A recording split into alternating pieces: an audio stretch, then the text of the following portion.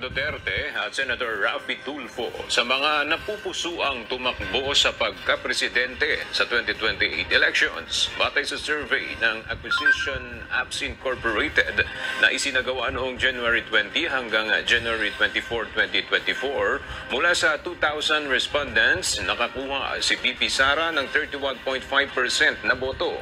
Pumangalawa naman si Senator Raffy Tulfo na nakakuha ng 30.8% na boto.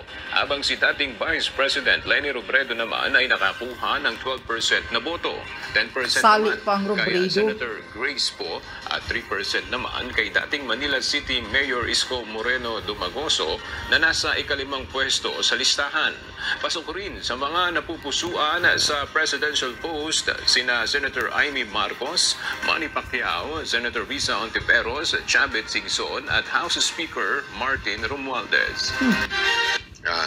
Yan o yung latest presidential survey. Malayong-malayo.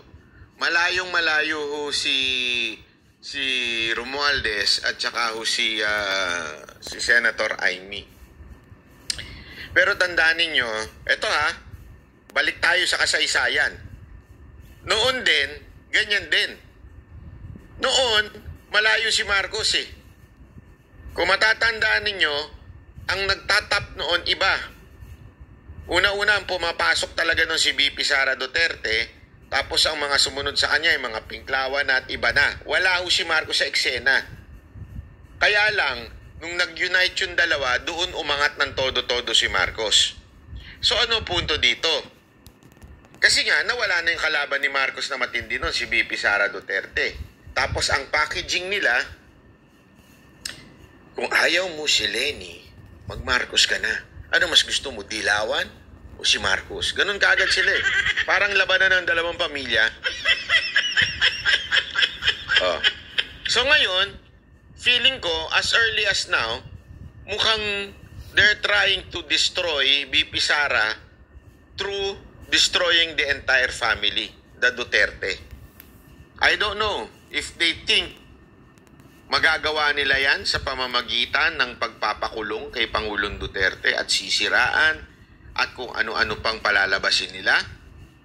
Pero mukhang mukha lang sa akin lang ang pananaw, mukhang they're committing a mistake.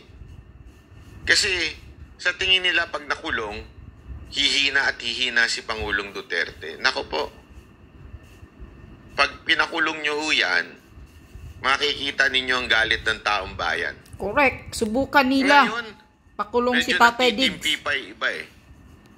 Medyo nagtitimpi pa, pero pag pinakulong nyo yan, di natin alam. Baka magkagulo. This time magalit na rin yung anak. Kasi this time, yung anak medyo hindi pa eh. I mean, si VP Sara Duterte Pero malay nyo, pag nakulong na yung anak, magsalita na rin finally. Ang akala nila hindi lalaban ng mga taong bayan pag ikulong nila si Tatay Diggs. So, antay natin. Importante mag-antay po tayo. Habang nag-aantay po tayo, sumayaw na lang tayo. Oh, kalma. Baby, kalma.